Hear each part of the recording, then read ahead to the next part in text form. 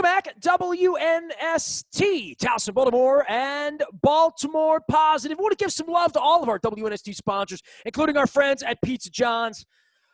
Tell them down there, tell Brett and everybody, it's been a couple weeks since I was down there. I'm kind of in the mood for it on Monday sometime, which is why I get it on Saturday or Sunday. My wife's going to watch the Washington football team alone this week, so I may bring her some cheesesteaks or something like that, or maybe some Rofo fried chicken as well. Appreciation to all of our sponsors as we get ready for what used to be called Baltimore-Washington week here, and then I don't know, at some point over the last 20 years, their football team became irrelevant. Our football team became more relevant. We don't see each other but every 4 years. The baseball teams are like brothers and sisters and cousins who fight over money, and one team wins and one team loses. And Dave Preston is here to see all of that through at WTOP. Dude, I wanted to call you, and you're such a college football guy and college basketball guy, and you cover all these teams in the nation's capital, and I want to throw some Baltimore mud your way, some some Chesapeake Bay mud at you or whatever. But the bottom line is Mac Davis died this week, and I figure if we're ever going to find any common ground between you and I, it probably lies somewhere between Baby, Baby, Don't Get Hooked on Me, or maybe some In the Ghetto Elvis song, or a little less talk and a lot more conversation, or whatever that is, a little less talk. But I figure you probably have a North Dallas 40 story for me, because I'm assuming we're the same guy, because I used to think about you.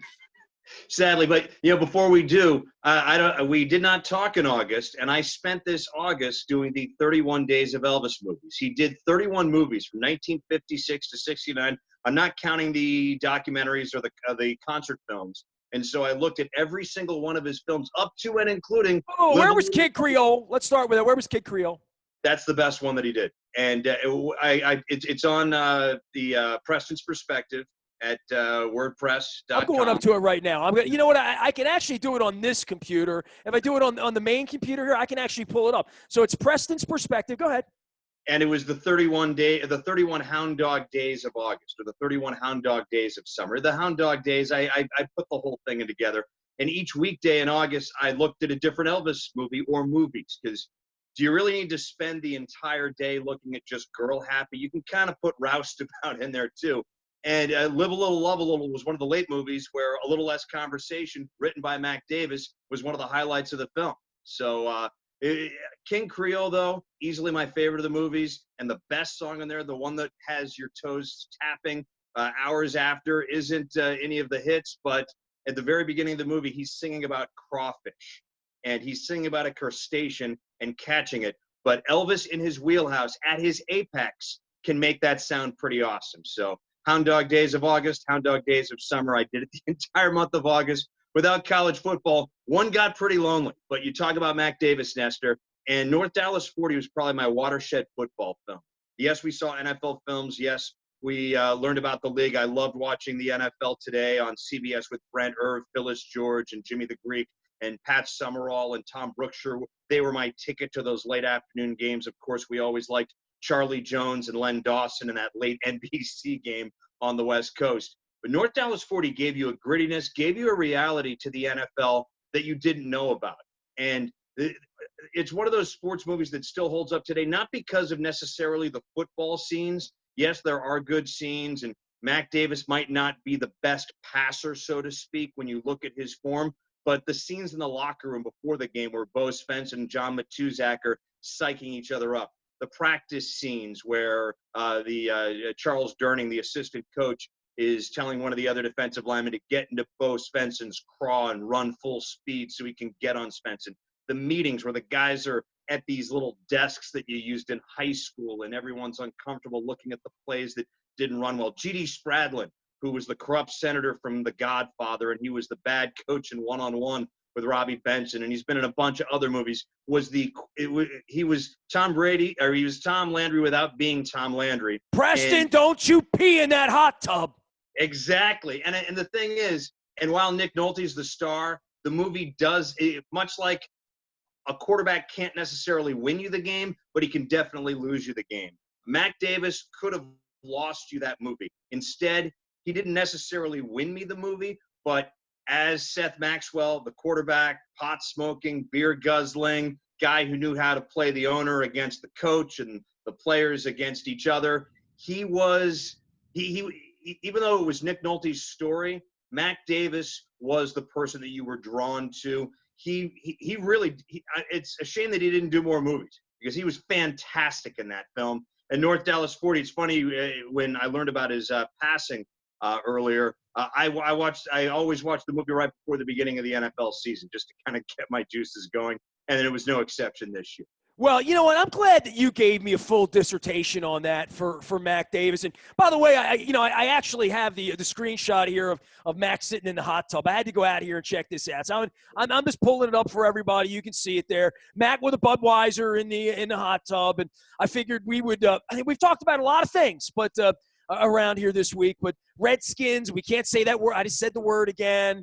How do you coach yourself out of doing that, Dave Preston? I mean, you're at WTOP. Right. You've been saying the R word professionally for a long time. I'm trying to get rid of it. They don't have a name. Right. They're playing. I'm talking about the moment. I got admonished by a longtime Washington Post reporter this week on text saying, you just can't say the word anymore. And I said, but I don't know what to call them, and I'm trying. I'm still calling the Chargers San Diego. You know what I mean? So I still have that. I have that excuse. But I'm not trying to be disrespectful, but you got a hell of a job on your hands, and they're just trying to not say the word anymore, I think. And here's a kid, I'm sure like you, I would get on the adults in the room for calling the Raiders the Oakland Raiders in 1982. They're in Los Angeles. What's wrong with you, Dad? Yeah, exactly. You know how many times the referees used to they would call holding Baltimore in like 1993 when the Colts were out there, right? Yeah. Well, first reference Washington football team. After that, burgundy and gold. And then third reference, refer to them as Washington. And then you're back to Washington football team. Back in the day, you could go, and this is just for academic purposes, you could go Redskins first, burgundy and gold second, Skins third, and Washington fourth. So you can still rotate. You can put Hogs in there too. I mean, you know what I mean? You could throw that in there, right? Yeah. But, back in the day when they were winning. But yeah, it is a challenge. It is a challenge because especially when we write in radio, you want to sound fresh. So you can't say Washington football team. You have to break it up with burgundy and gold and then Washington or DC now. Even though they play in Maryland and practice in Virginia, I still call them DC. So do you refer them as WFT ever or no? You know what? When I write about them, I do a burgundy and gold grab bag, which used to be called Skin Sanity, or it used to be called Redskins Rehash. Now I call it burgundy and gold grab bag, and when I abbreviate them, when I write on my blog posts, I'll call it WFT. I will do that, but I won't verbalize it as WFT yet because WFT is so close to WTF. Well, and that's pretty much the way I would refer to it. Dave Preston here. He's Dave Presto at WTOP. It is so good to see him on the Zoom. Yeah, I've talked so much this week with friends. I'm like, people don't want to Zoom, and then I get to see your smiling face. I get to see the books behind you and see the hat, that green leprechaun hat that you wear once a year. You got your sister's pom-poms behind you there. There's probably some Patriot stuff around there as well, right? Actually, the pom that's Syracuse gear. Oh, I don't okay. know if you can see Otto the Orange behind us. Okay. And then this is from when the bear there is from when I covered Ball State football and basketball. So we try to bring everybody. I always tell my wife how, like, hey, the guy from Manchester, the guy from Bedford, like, the guy that speaks your language about the back room and goldenrods and lobster rolls and all those things that I enjoy when I'm up there. I say he's on the show right now, but we're going to talk at some point. We're going to talk Baltimore and Washington. So, like, you're the wrong guy, right? Like, you're from New Hampshire. Yeah. You got the same closet my wife has of old Robert Parrish Chiefs, Celtics gear and Larry Bird and the Bruins and the Red Sox, all that stuff. The Baltimore-Washington rivalry, from my perspective, and I turned 52. It's October now, so I'm a couple of weeks away. Congratulations. It's such a rich thing because the Redskins games were piped in here in the 80s and 90s when they took the Colts, and they sort of like Jack Kent Cooke was sort of like a bad king, you know what I mean? Like on television here.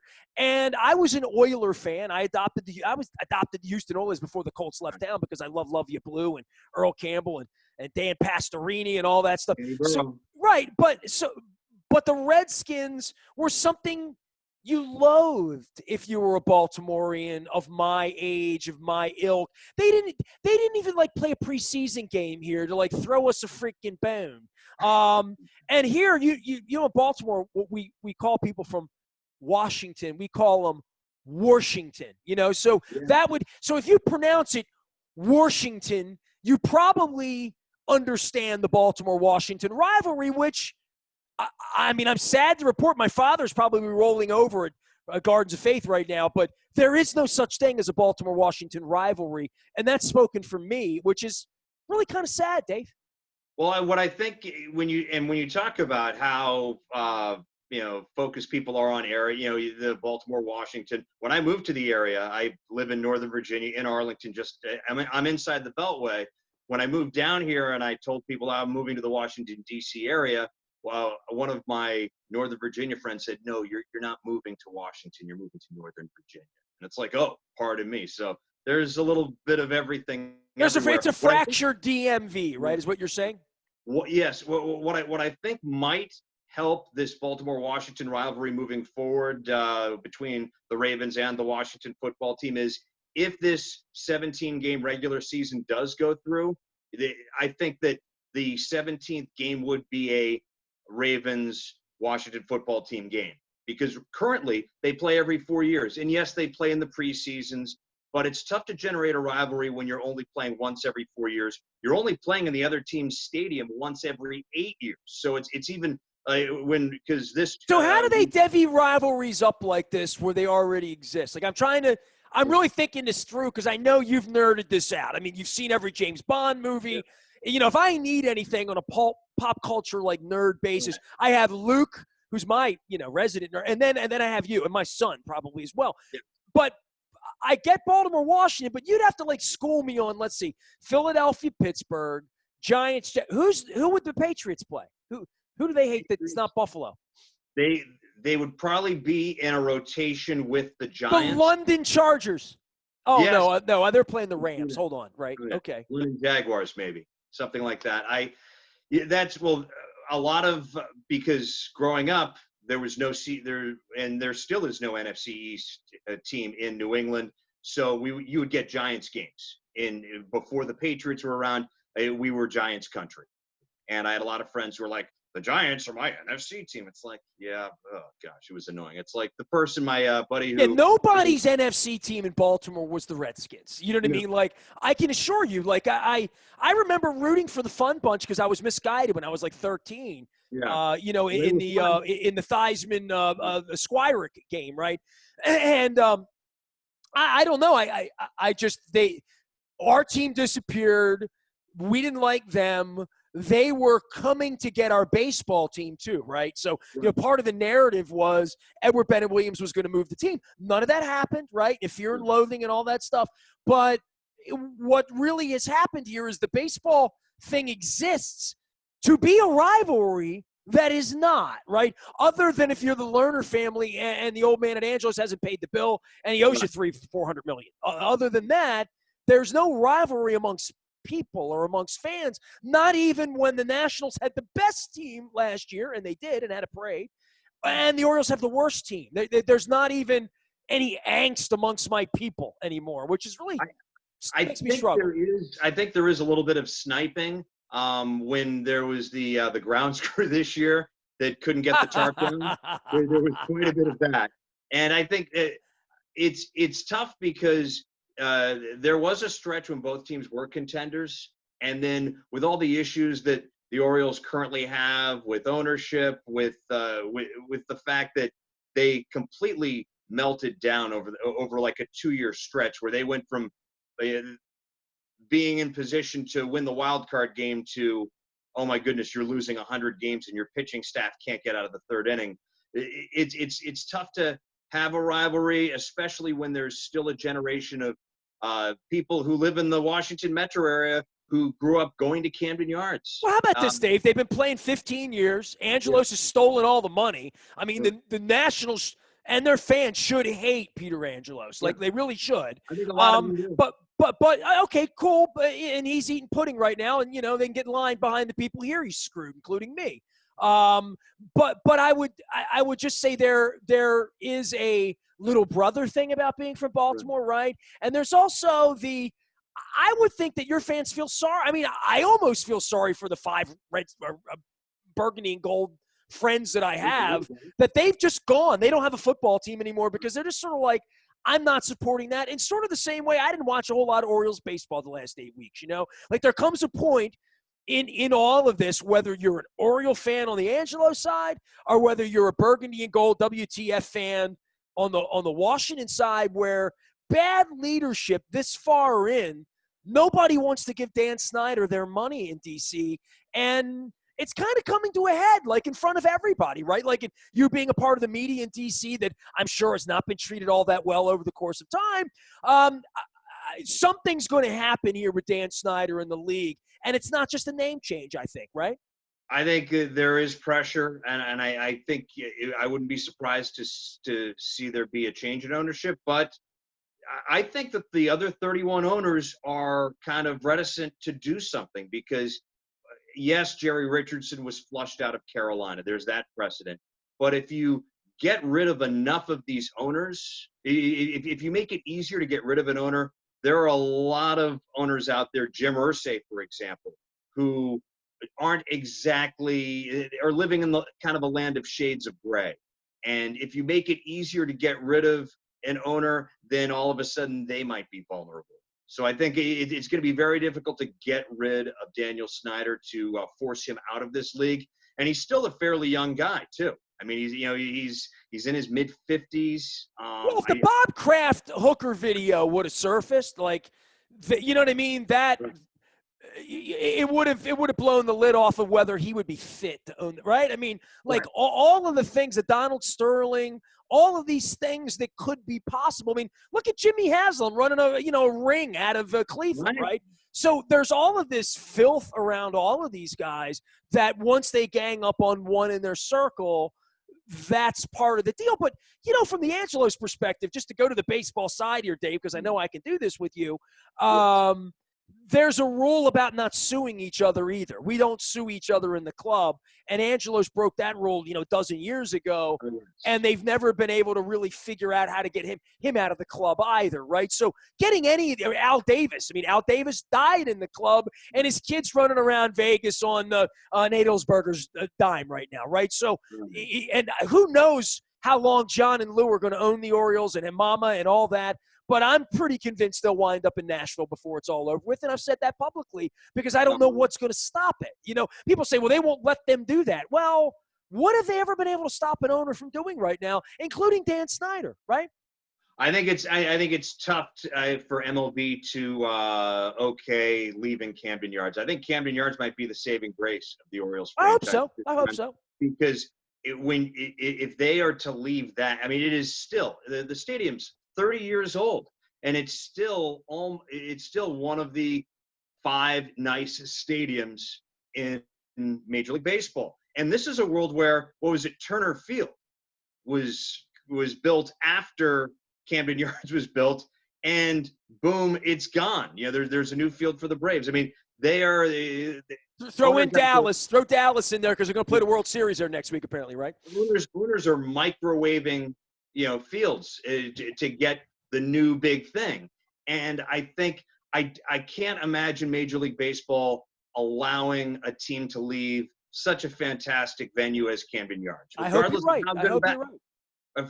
Regardless of how good or how bad the team is, how good or how bad the ownership is, you can't leave Camden Yards. And I think that and who knows what sort of power MLB has in this matter, but I think they will do everything to keep the Orioles as long as Camden Yards is standing. My dude is Dave Preston. He is a Dav Presto. He's at WTOP. And also out on the internet, Preston's perspective and his usual wisdom. I'm getting a look at his den right now. I almost feel like, I'm in Bruce Wayne's mansion or something right now behind. We need to take a tour one week. Well, I would bring all the books in here, but then people would think I actually read them all, Dave. Right. But I keep that stuff at the station. For me, with the Baltimore-Washington thing this week and where the franchises are, certainly what happened on Monday night with Lamar in proving that we are number 2. You know what I mean? The Chiefs are really good. Mahomes is really good. as a Ravens fan, this feels like it should be a feel-good game this week. And by the way, I'll be one of the 38 people attending the game, sitting in the corner of the press box in D.C. this week. I'm doing road duty. Luke is doing home duty, so I get to watch the game this week. I'm coming down. I'm interested, but from the burgundy and gold perspective, what they have on the field, I guess RG3 coming back is a story for guys like you, but not a very good football team. And the Ravens on a short work week with a little bit of a risky game here this week. And given the way that they played on Monday night, the energy level, all of that the Ravens need a bounce back. This is a big game on our side of the fence. I think it's a big game for both teams because the Burgundy and Gold, they won their opener, and they've allowed more points in each of the last 2 weeks. They went from 17 to 30 to 34. Dwayne Haskins played reasonably well in his first game as a starter. He had a fumble in week 2. He had 3 interceptions and a fumble this last week. And you look at each of those interceptions, they led directly to Cleveland points. You saw how bad Cleveland can be. Well, the Burgundy and Gold found a way to give a game to Cleveland. And I think if they finish this first quarter of the season, so to speak, that's another reason why I don't like the 17th game, was that you could just easily break down the season into 4 quarters like you're running a mile. To start 1-3 is not going to be ideal for this Washington football team. And they're going to have questions in the front 7 with Matt Ioannidis, who wasn't a numbers guy, but he was a great glue guy in that front 7, a great presence in the locker room. He's done with the torn bicep. As they get further into this season, you look at what Dwayne Haskins as a quarterback can do, and you realize that he doesn't have a lot of tools around him. Terry McLaurin is the one guy on the team that other clubs will game plan for, but he's got a tight end, Logan Thomas, who's a converted quarterback from Virginia Tech, who is the second leading receiver on this team. They have Dontrell Inman, who's a decent wide receiver, but he's a journeyman. He's a guy who might be on his last job right now, and you're expecting him to move the chains and make big plays down the stretch. So it's a big game for the Washington football team. I think it's also a huge game for the Ravens because you've got a tight turnaround. Nobody with the aspirations that the Ravens have wants to start the season 2-2. Just like when you win that first game, it gives you a little bit of a gift for the Burgundy and Gold. And if they were to be 1-3, they still might be leading the division because they own the tiebreaker with the Cowboys right now. But to start 1-3 and to deliver potentially back-to-back-to-back clunkers would not be ideal in this Ron Rivera program of rebuilding this franchise. Dave, I'll tell you what, it'll be good to be back down there. I only come to FedEx every 8 years or when the Stones or Bono show up, usually. So maybe we'll get a Pearl Jam Stadium concert out of it before it's all over when they want to come back. But it will be good to be back in the district. I'll roll around a little bit down there. And been a while. No Capitals for me, no Nationals for me. By the way, the last concert I saw before the mess at the historic, beautiful Warner Theater. Thank you. Thanks to Deb and my friends down there. But I saw Cheap Trick. And so you'll appreciate this. My wife and I are walking through the streets of Baltimore Monday night, which was a ghost town. And we're walking, drinking a beer. My wife and I are being wise guys, as we usually are, and talking. I said, you know what? I just thought about this. If the world comes to an end and the last real concert that you saw was Cheap Trick, at least you got to experience the magnetism of Robin Zander and the charisma of Rick Nielsen one time in your life, and she thought that was good because it was a little Fast Times reference. I knew you'd get that, but I'm still all in on Bunny Carlos in my power rankings for Cheap Trick, even though I know he's no longer with the band. Well, they had a little falling out. Tom Peterson and I were close for a number of years. I probably should get him on the show as I go back into doing the rock and roll. That's the one thing about the rock stars, Dave. They got nothing but time on their hands. The guys from Styx have all offered to come on. So I had Todd Zuckerman last month. JY from Styx is coming on later this month. Gotcha. Rob Halford from Judas Priest is coming on later on this month as well. So, I'm feeling around for rock stars because they can't come out and play. So this is probably the best we can do at this point. So I'm hoping this new video era will at least lead to something good with music. I saw, Metallica was doing something last month with Howard Stern, played some music. So, it's the best we got right now, right? My last show, I was at the Birchmere. I don't know if you've ever been there. It's in Alexandria. I saw Justin Hayward last year of the Moody Blues, and he does obviously the hits that he authored from Nights in White Satin to Tuesday Afternoon to Wildest Dreams, but he also does a lot of the album tracks that were from that core era, 67 to 72, from Question to New Horizons, a lot of, and we've had him on a bunch of times at WTOP for interviewing. One, because he's in the Rock and Roll Hall of Fame. Two, it's a chance for me to talk to Justin Hayward on the radio. Dude, he was born on my birthday. We share the same birthday. Okay. So the one time I've actually talked to him, I mean, it was a great – me, him, and John Wooden, all October the 14th, man. I promise. It's coming right up. He talks about when he sings each of his songs, in a way he feels like he's back in the studio, because he talks a little bit about us, each song that he sings.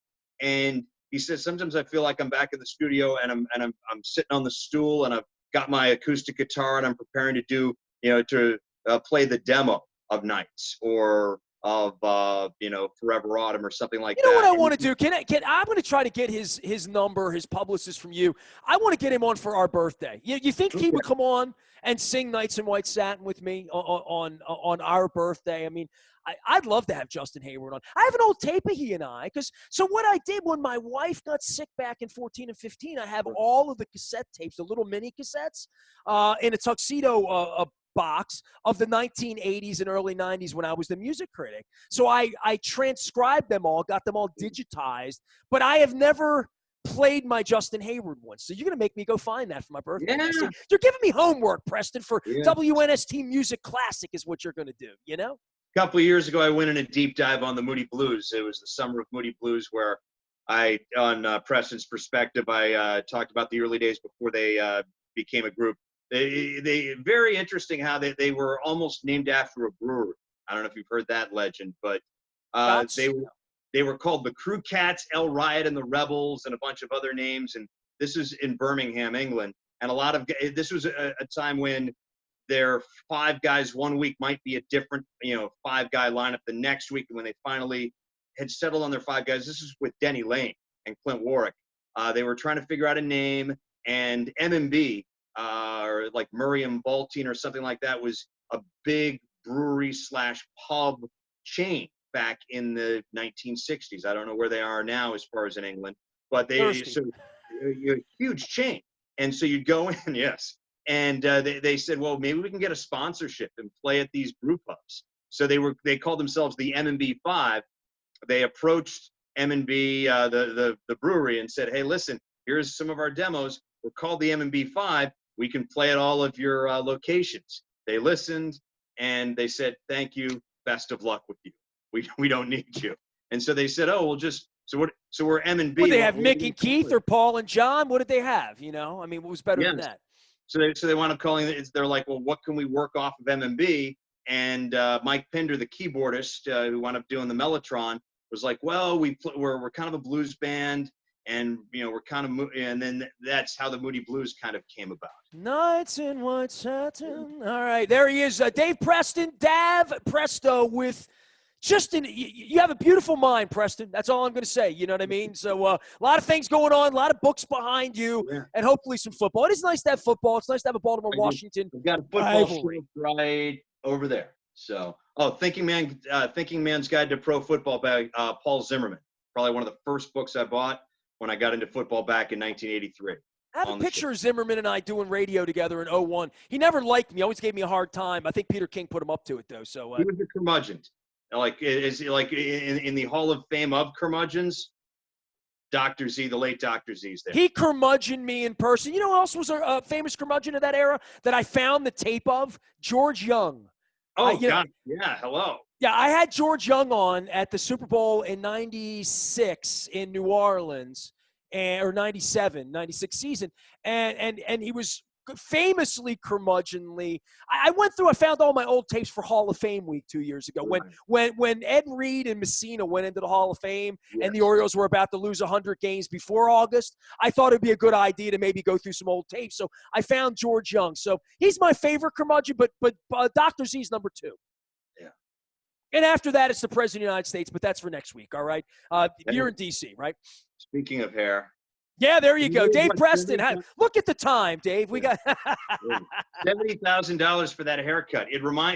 When I heard about that, it reminded me of Gene Cady when he was the Purdue coach. Remember that comb over? And he spent $500 a month for that dude in Indiana dollars. That's Looked like a raccoon, dude. It looked like Daniel Boone, right? $500 in Lafayette, Indiana is like 1,000 anywhere else, you know. My favorite place to watch basketball, Mackey. You seen a game at Mackey? Yes, of course you have. All right. Next time we'll talk college basketball if there's a season. How about that? Yeah.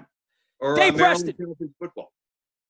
WTOP. He is Dad Presto. The Ravens taking on the formerly named Washington football team in the Burgundy and Gold. I'll be on the scene in D.C. on Sunday. Luke Jones will be in Owings Mills all week. John Harbaugh and Lamar Jackson will be preparing for battle. I am Nestor. Nasty at WNST.net reaches me. We are merging the streams. Baltimore Positive, WNST.net. We don't know what to call ourselves. We'll just call ourselves WNST.net AM 1570.